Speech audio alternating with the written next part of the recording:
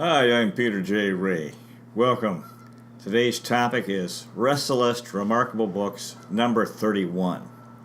The first book today is Murderer's Row, Original Baseball Mysteries by many authors, including Mike Lupica, 2001.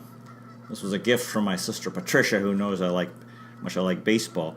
Number of short stories, and I think these actually had, I'm not sure if they had historical basis or not, but the best story had to do with Jackie Robinson, who was out, this guy played for the Brooklyn Dodgers, and he was out at a restaurant, I think, and some guys came in to kill him for some reason. I don't know why, but, and then it's a wonderful story because the folks in the diner, they all got up, one at a time, to shield him from these bad guys who were going to shoot and kill Robinson. And the guys left, and it was a wonderful story of courage, these fellows, because, Jackie Robinson was the hero of that, tremendous hero of African Americans, the first African American to play professional baseball since the late 1800s. So it's a tremendous story. Courage, and then they risked these, started with one guy, says, "You're going to have to shoot me first." He got up and was blocking the way, and then eventually everyone got up, like 20, 30 people.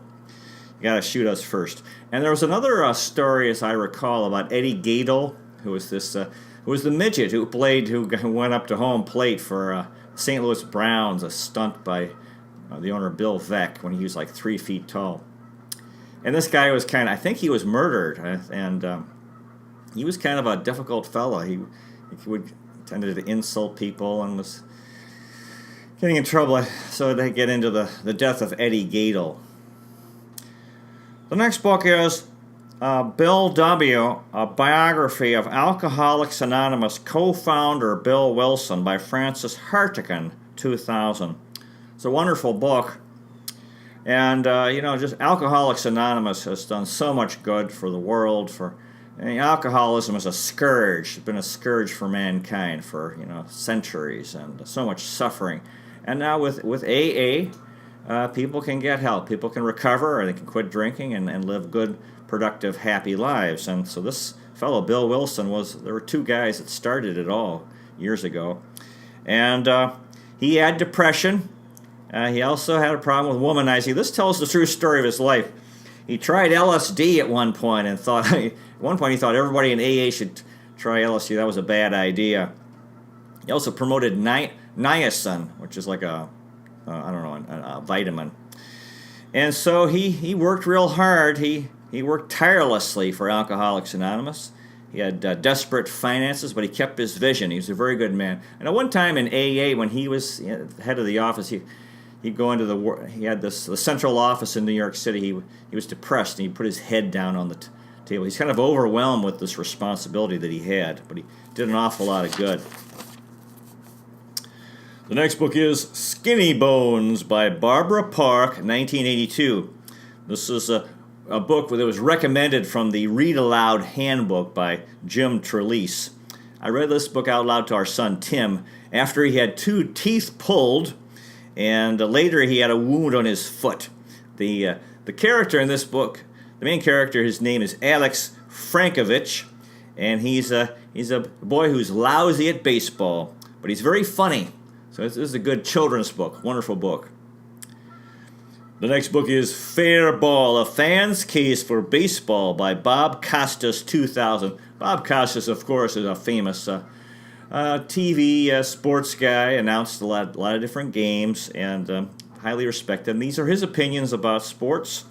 And he's promoting revenue sharing in baseball, professional baseball, because you have some of the teams who have so much more money. He's against the wild card in baseball in the playoffs.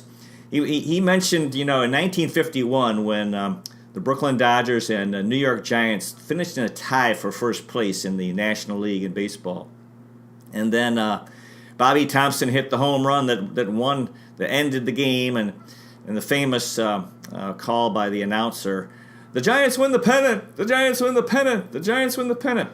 And Costas has said, well, under the today's rules, he would have been saying, "The Giants win the pennant, the Dodgers win the wild card," because both teams the current rules would make the playoffs. And he's against radical realignment, which I guess would have to do with this proposal to put teams, closer together. Maybe, I'm not sure. The thing is, the Red Sox won the World Series in 2004 as a wild card team, and that ended the curse of Babe Ruth. Anyway, so he has his opinions here. We all have our opinions. The next book is Me and Hank by Sandy Toll in 2000. This is an amazing book. It's a boy, the author was a boy growing up in the 1950s in Milwaukee, and he was a Milwaukee Braves fan of the baseball team, but actually moved to Atlanta. His hero is Hank Aaron as a boy. Now, years later, as an adult, he decided to interview many people about Hank, and when Hank Aaron was chasing the all-time home run record of Babe Ruth, and he broke the record in 1974. With his 715th home run. And this book is a real eye-opener. He learns of the abuse that, all these death threats that Hank Aaron received from people who were angry that, a black guy was going to break the record of this American hero, white hero, Babe Ruth. And when he was running the bases, he actually, he hit his 715th home run. I think I remember that, and it was a historical moment, and he said that when he was running the bases, he thought he would get shot at that time, and then he wouldn't be able to touch home plate, but he did. And then right after that, his mother came out in the field and hugged him because she was thinking he's going to get shot there, and she wanted to protect him from that as well. So this was an eye opener of the hardships that African Americans endured years ago, and how white people really didn't know, were pretty much unaware of what was going on in the African American community. The next book is The Camino by Shirley MacLaine, 2000. This is an interesting book. Shirley MacLaine has written a number of books. She's a leftist, but she's also into spirituality. She's written about 8 books maybe, and she's a fine actress. In this book, she talks about this spiritual pilgrimage she took across northern Spain to northwestern Spain to Santiago de Compostela. Santiago de Compostela, where Saint James, and in Spanish Saint Diego, or this is where the city of San Diego comes from, Saint James, one of the disciples of Jesus Christ, and where he was buried, Saint James in Spain, northwestern Spain, and so this is a spiritual journey. The idea of pilgrimage, and she walked long distance with I think a group of people doing the same thing. She talks here about Atlantis and Lemuria, these high civilizations from the past high age which disappeared. Atlantis in the Atlantic Ocean and Lemuria in the Pacific. And she talks about, I guess through prayer and intuition, the Garden of Eden and the fall of man. So this is a spiritual book. Shirley MacLaine writes these interesting spiritual books that I don't agree with her politics, but she's searching. Very talented actress. Wonderful book. The next book is Not Now, Honey, I'm Watching the Game by Kevin Quirk, 1997. This is a very interesting book. It's about sportsaholics, sports fans who become obsessed with sports, professional sports, and I'd have to put myself in this category because it's been one of the things in my life which has really taken over my life at times, going back to childhood or my teenage years. And how, the lives of sports fans become warped because they put so much into this. And the thing is, a fan, you have no control over what's going to happen in these games. And the author talks about these sports fans who love Chris Berman more than their wives. And it's a tremendous title, The guy's watching games, and there's maybe stuff to do. The wife wants to go out, or things need to be done, and he says, she's talking to him, and he's watching a game. Endless games, are on TV, baseball, football, basketball, hockey, soccer. And, he says, not now, honey, I'm watching the game. And so this is an interesting book. She talks about how men who are obsessed with sports, it's because they... when they were growing up, their only way of connecting with their fathers was through sports, which actually was true of Mike, and to some extent was true of me, and a father-son bonding. And the author makes the case that there's the whole world waiting to be explored away from pro sports. There's more to life than professional sports. When you get into this, it can take over your life. So this is a wonderful book. The next book is The Wonder of Boys: What Parents, Mentors, and Educators Can Do to Shape Boys into Exceptional Men, by Michael Gurian, Ph.D., 1996. As a high school teacher, I was interested in this topic because that's what I did. I've been doing for all these years, working with teenagers and a lot of boys. And the author, it's a wonderful book. The author talks about how physical aggression in boys and how it needs to be channeled, and to that's where sports can help. And it's important to spend time with boys. A lot of times fathers are real busy with their work, which they have to do, but boys need time. They need adults that spend time with them and care about them.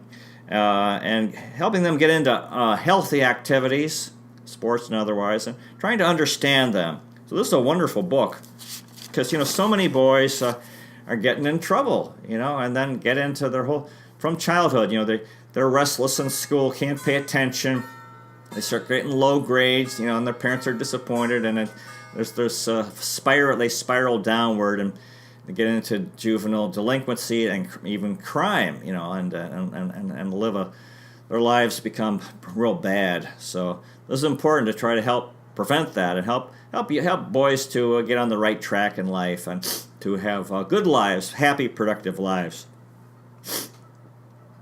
I'm about to sneeze. Excuse me. The next book is oh gosh, I'm gonna sneeze. Be a Perfect Person. Excuse me. The next book is Be a Perfect Person in Just 3 Days by Stephen Maines, 1982. Another children's book. Actually, almost all of these on this video will be children's books. I read this out loud at Resalest to the 3rd and 4th year classes. It was recommended by the Read Aloud Handbook. And it's an outstanding book. Very funny and has a good moral story. The character Milo, he wore broccoli around his neck to school. I guess he was a joker, trying to, comedy. That kind of reminds me of myself. I was a comedian as a little boy. And of course, you can't be perfect. This title is everyone is imperfect. To live is to make mistakes. And what is perfection? And now this is some commentary of my own. Do we know what perfection is? And it's to be a saint. That has nothing to do with this book, but anyway, it's a nice children's book. The next book is Baseball's Great Moments by Joseph Reichler, 1987.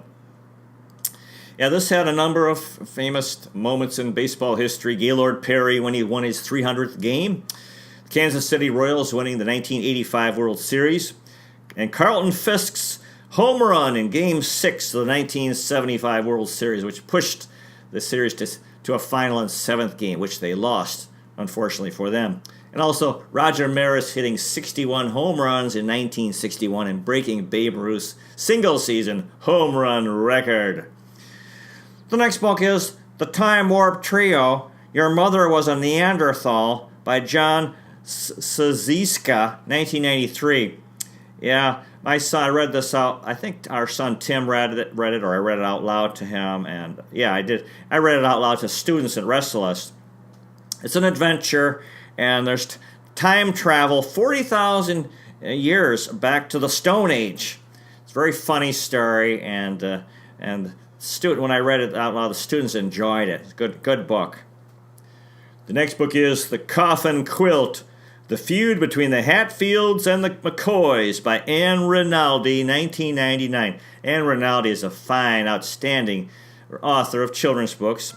And this is about this is some good history. These two families, the McCoys in Kentucky, who had this feud against the Hatfields in West Virginia. And the narrator of the story is this girl named Fannie McCoy, she's a young girl, and 6 of her siblings were killed in this feud. And it was connected to the Civil War. The guys had gone off to the Civil War and fought and killed and became hateful. And they brought that home with them after the war and had this horrific feud between these two families where who knows how it started, but they started killing each other and went back and forth for a long time. Very tragic. The next book is Lives of Saints by the Daughters of St. Paul, 2004.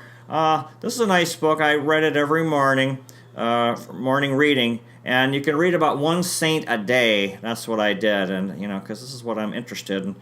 The authors talk about St. Francis of Assisi, who was such an important saint, St. Benedict, and St. Peter, who was with Jesus Christ. The next book is The Apprenticeship of Lucas Whittaker by Cynthia De Felice, 1996. This is another young people's book. It's set in New England in 1849.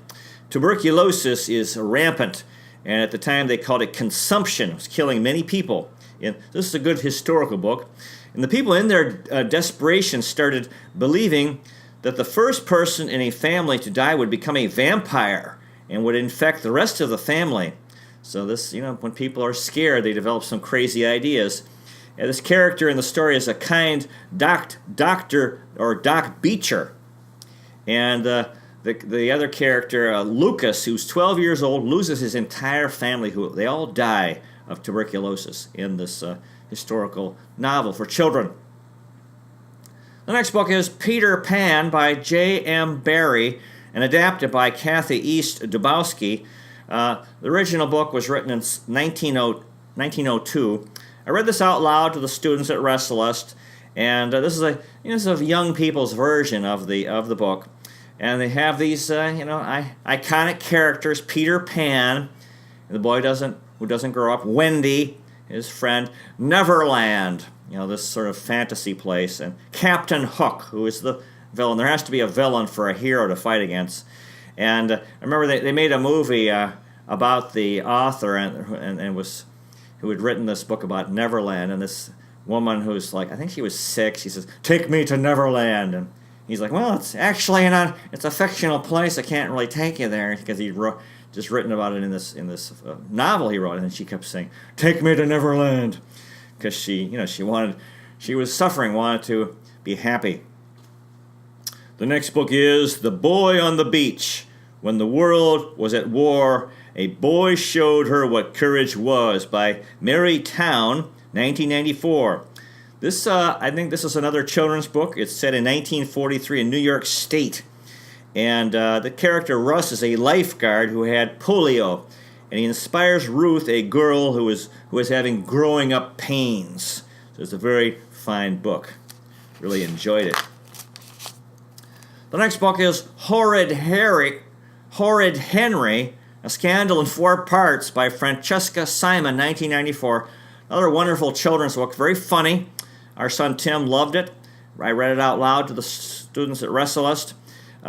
Henry's brother is referred to as Perfect Peter. Of course, you have this sibling rivalry. And Henry generally is horrid, and especially at the dance recital. I don't know. Sometimes the boys kind of they enjoy screwing up for entertainment or to get attention.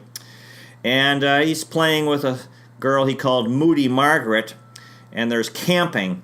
But sometimes he tries to be perfect, so it gets into a boy who's kind of being compared to his brother, who is able to behave better and do better in school. So he kind of adopts a horrid countenance. Very funny story. The next book is Return to Bitter Creek by Doris Buchanan Smith, 1986. Fine book. Their characters Campbell, Lacey, and David. And there's the mother, daughter, and partner. I guess that's the mother's girlfriend. They return to North Carolina from Colorado. And it deals with the mother-daughter conflict and estrangement, that relationships, mothers and daughters. And at one point, this daughter refers to her parents, and she says, "They don't love us, they just want to possess us." So these are the problems with human love, the limitations people have in their relationships. The next book is Red Eyes at Night by Michael Morpurgo, 1998. It's a short book, very good. And this another children's book. Millie is jealous of her cousin Geraldine. So she tries to scare her with ghost stories. And it's pretty standard. Has a very happy ending. It's a real nice children's book. The next book is Aliens for Lunch by Jonathan Etra and Stephanie Spinner, 1991. It's another short children's book. Characters Richard and Henry are two boys who, with their alien pal Eric, save the Earth. And the issue is desserts or the lack thereof. And veggies defeat the bad guys. So gets into a little talking about, adults are forever trying to get children to eat more healthy. So this is a very fine, wonderful children's book. The next book is More Stories Julian Tells by Ann Cameron, 1986. I also read this out loud to the students at Resalest. It's about an African-American family. Very good father, lively kids, and this son, Julian, has an imagination. And there's a wonderful line. The father says, quote, "You're learning how to be a brother. I'm learning how to be a father." Very touching. That's how life is. If you become a parent, and you have your children, that's how it is. You're trying to figure out, and you trying to do a good job. Maybe it's not that great, but that's why I always was feeling the need to meditate more, so that I would be a better father, a better husband, a better teacher, better person. Because that's when we become better people. Then that's what makes life better. The next book is Scream Mates: Field of Screams by Kieran Flynn, 1998. Another children's book. It's kind of like Field of Dreams, the movie. And in this story, the ghost of Red Muldoon, who was the GOAT. In other words, he screwed up in the 1927 Minor League World Series. This is fiction, I'm pretty sure. He comes back to make things right. Yeah, just imagine. John Thompson and his friends help Red's team beat the skeleton Visalia Vultures. And the character is a haunted ghost no more. He's able to redeem himself. This is what we all want to do, is redeem ourselves for the mistakes we've made. And we can do that. That's why reincarnation helps us to do that. Come back to this world. The next book is Doug, The Funny Mysteries, Bad to the Bone by Danny Campbell and Kimberly Campbell, 2000. This is a kind of like a Sherlock Holmes for kids. And this character named Doug, who's a very funny boy. The next book is Ricky Ricotta's Giant Robot by Dav Pilkey, 2000. Of course, Dav Pilkey is the creator of Captain Underpants. This is another series he created, Ricky Ricotta. So this is for younger children. It's very, very easy. And it's very easy reading. There's actually very little reading. It's mostly pictures. And cool pictures by Martin Ontiveros. Now, the character Ricky is a mouse, and in this book he battles Dr. Stinky McNasty. And Ricky teams up with the giant robot. And then there's the quote, "Thank you for saving the city, and thank you for saving each other." This is his parents tell this to Ricky. It's another very wonderful book for children that are a little bit younger. Maybe 7, 8, 9, something like that. The next book is The Secrets of Droon, City in the Clouds by Tony Abbott, 1999. Yeah, this is it's about aliens, and there's this kind of challenging vocabulary. Some of these authors are so creative, and they come up with all these different characters and terms, and it takes you a while to try to figure out what the meaning of everything is, who the characters are, and what these words mean. The next book is One Day in the Desert by Jean Craighead George, 1983. Jean Craighead George is an outstanding children's author who writes books. She's a naturalist, really loves animals, the great outdoors, and so forth. And this book is set in the Arizona desert, and it describes the mountain lion, the Papago Indians, and a roadrunner, an owl, wild pigs, mice, cactus, and so forth. And the extreme heat of the desert and flash floods, which can be extremely, when they get a heavy rain and everything is, you have to kind of be a dangerous time. You get swept away. The next book is Sarah, Plain and Tall by Patricia McLaughlin, 1985. It's a beautiful children's book. It's set in the prairie in the United States way, way back, I think in the 1800s. And in the story, there's a father. The mother had died, and there are two children who, the father needs a wife and the children need a mother. So eventually the father is able to meet a lady whom he marries. And her name is Sarah, and she's described as plain and tall. She comes, and the father gets a good wife, and the children get a wonderful new mother. So it's a very touching story. Won the Newbery Award, which is for outstanding books for children. The next book is Wait for Me by Susan Shreve, 1992. This is a tremendous book. This character, Molly Lotman, is the youngest in the family. She's age 10. She's having trouble, and her family is changing. She's losing her friends, but she makes new friends and wins a running race in school. So it gets into childhood, the challenges of childhood. This is how things do change in families. People, the oldest sibling might go off to college or to work, and everyone's changing, and people come and go. People are moving, and so it is a really good book about this the challenges of childhood. The next book is The Adventures of Super Diaper Baby by George Beard and Harold Hutchins. Actually, it's Dav Pilkey, 2002. The Captain Underpants creator. It's a fine book. In this story, with Captain Underpants out of action, Super Diaper Baby has to battle this evil sheriff who turned into a giant piece of poo, and he has to save the world from this massive poo.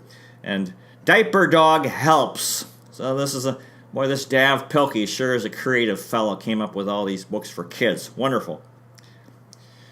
The next book is the all-new Captain Underpants Extra Crunchy Book of Fun. Comics, laughs, puzzles, stickers, etc. by Dav Pilkey, 2002. Now this is a book that teaches you how to draw the characters from the Captain Underpants books, like Wicked Wedgie Woman, Professor Poopy Pants, and the Talking Toilets. And as the title indicates, it has stickers and puzzles. It has games you can play. So it's not really a story. It's sort of a book of fun that you can enjoy. The next book is On My Honor by Marion Dane Bauer, 1986. This also won the Newbery Prize, and oh my, what a book. The character Wild Tony and his friend Mild Joel go out on their bicycles.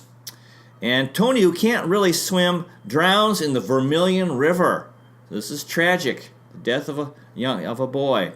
That would be in Vermilion River in Ohio in the USA. And Joel has to live with the horrendous guilt, even though it wasn't his fault. Very touching story. And Joel's father consoles him very well. Yeah, whenever, when people die, people die at any time, and there's often guilt that people live with, So this gets into grief and what happened, and when someone, especially the grief of a boy when his good friend dies, and he believes he feels guilty about it. The next book is Elmer and the Dragon by Ruth Stiles Gannett, 1950. So this is kind of an old children's book, and has outstanding pictures by Ruth Chrisman Gannett. There's a dragon that's flying Elmer home. This boy, they make a stop on an island of Canaries after a terrible storm. So this is a light book and very, very funny. Good comedy for children. It appears we're out of time. Thank you so much for watching. To quote Scarlett O'Hara from Gone with the Wind, tomorrow is another day. Thank you. I'll see you next time.